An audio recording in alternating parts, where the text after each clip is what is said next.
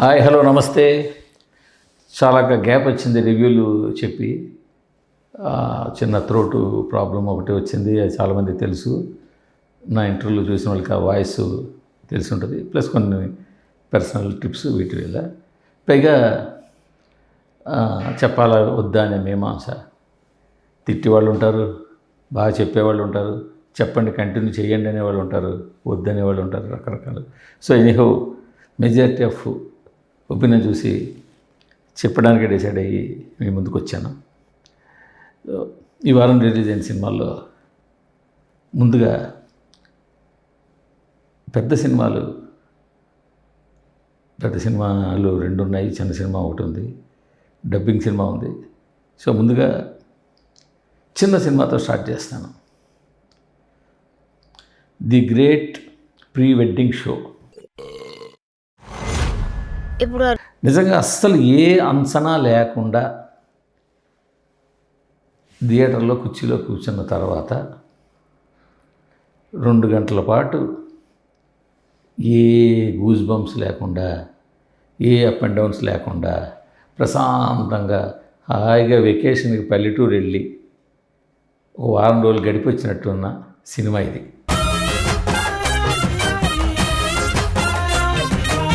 పక్క grounded cinema. ఒక పల్లెటూరులో 4 చోట్ల సీసీ కెమెరాలు పెట్టేసి క్యాప్చర్ చేస్తే ఎలా ఉంటుందో అలా ఉండే సినిమా. హాయ్ అయిన సినిమా. స్క్రిప్ట్ మీద సాధారణంగా ఫస్ట్ స్క్రిప్ట్ మీద డైరెక్టర్లు ఎక్కువ వర్క్ చేస్తారు. ఎందుకంటే వాళ్ళు ఒక ఛాన్స్ కోసం ఒక సబ్జెక్ట్ని పట్టుకుని నెలలు సంవత్సరాలు గడుపుతారు. అలా గడిపే క్రమంలో దాన్ని అలా రీచెక్ చేసి ఫైన్ ట్యూన్ చేసుకుంటూ వెళ్తారు. అలాంటప్పుడు చాలా బెస్ట్ స్క్రిప్ట్లు వస్తుంటాయి. అందువల్ల ఫస్ట్ సినిమాలు గట్టిగా హిట్ కొడతారు. సెకండ్ సినిమా వితిన్ 6 monthsలో తీసి జనాలకు ఇవ్వాల్సి ఉంటుంది, అప్పుడు ఫెయిల్ అవుతుంటారు. సెకండ్ సినిమాలు ఫెయిల్ అవ్వడానికి మెయిన్ రీజన్ ఇది ఒకటి. సో ఈ సినిమా స్క్రిప్టు చాలా సింపుల్ స్క్రిప్టు.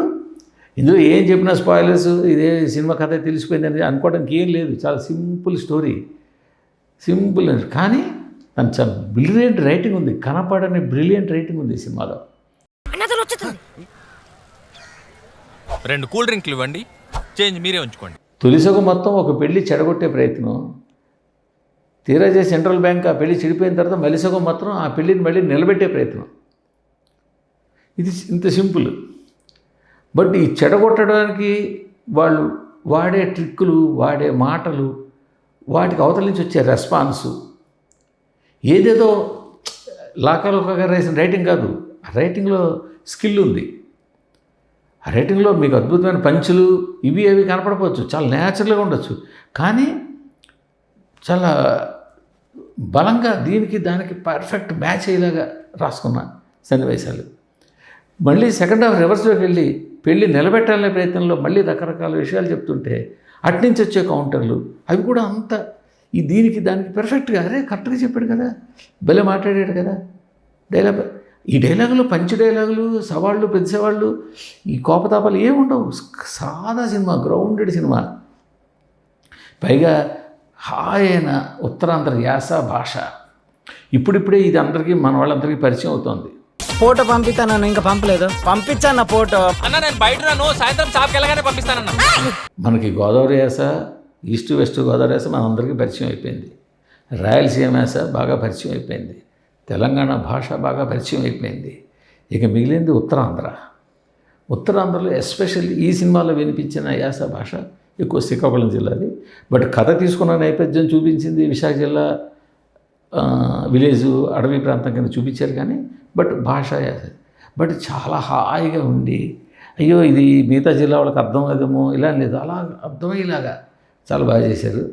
ఈ సినిమాకి ఈ credit goes to, first credit goes to దర్శకుడిది. సెకండ్ క్రెడిట్ హీరో తిరువురు కావచ్చు. తిరువురు అయినా కూడా హీరోతో ఈక్వల్ క్యారెక్టర్, మరో క్యారెక్టర్ ఉంది, నరేంద్ర అనే నటుడు చేశాడు. అసలు సినిమా మొత్తం స్టీల్ ది షో. అసలు చాలా అమాయకంగా, ఆ అమాయకత్వంలోంచి పుట్టే fun. Hello hello hello one more. నాకు రాదు నాయన, నాకు సిగ్గు. ప్లస్ రోహన్ అనే కుర్రాడు, 90sలో వచ్చిన కుర్రాడు. చాలా సింపుల్. 10 పాత్రలు లేవు సినిమా మొత్తం కలిపితే, 10 పాత్రలు లేవు. సినిమా బడ్జెట్ తిప్పి కొడితే 3 కోట్లు కూడా లేదు. బట్ ఏ టెన్షన్ లేకుండా 2 గంటలు థియేటర్లో కూర్చోవడానికి చూసే సినిమా. సరే ఇది థియేటర్ ఇంత పెద్ద తెర మీద ఈ క్వాలిటీకి 100 రూపాయలు 150 రూపాయలు టికెట్ ఇస్తామా? ఈ ఈ ఈ కాస్టింగు ఇది చూడడానికి ఎందుకు లేదు, ఓటీటీలో చూస్తామా, ఏం చూస్తాం, అది ఎవరి ఇంట్రెస్ట్ వాళ్ళది, దాని గురించి నేను మాట్లాడలేదు. కానీ ఓటీటీలో చూసినా థియేటర్లో చూసినా వంక పెట్టడానికి ఏం అవసరం లేదు. హాయిగా, ఎందుకంటే ఇక్కడ ప్రతి ఒక్కళ్ళు ఎక్కడ పెరిగినా ఎక్కడ ఉద్యోగాలు చేసినా వాళ్ళ మూలాలు ఎక్కడో ఒకటి ఏదో విలేజ్లోనే ఉంటాయి. సో ఆ మూలాలు గుర్తు తెస్తే ఒక్కసారి వెకేషన్కి ఒక విలేజ్కి వెళ్ళిన ఫీలింగ్ ఇస్తుంది. అంత సింపుల్ సినిమా.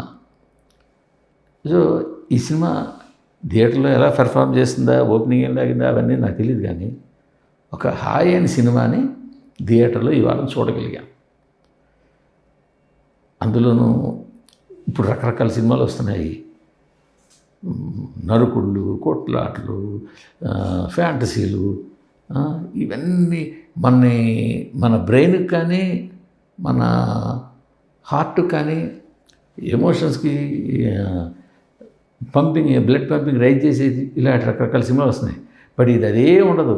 మీరు ప్రశాంతంగా బ్యాక్ సీట్లో రిలాక్స్గా కూర్చుని హాయిగా అక్కడక్కడ హాయిగా నవ్వుకుంటూ సింపుల్గా చూసాను. విలేజ్ టచ్ అనేది ఇప్పటికీ ఉన్నవాళ్ళు ఎవరికైనా కూడా పక్కాగా నచ్చే సినిమా. వెళ్ళండి, చూడండి, ఖచ్చితంగా నేను రికమెండ్ చేస్తున్నాను. Thank you.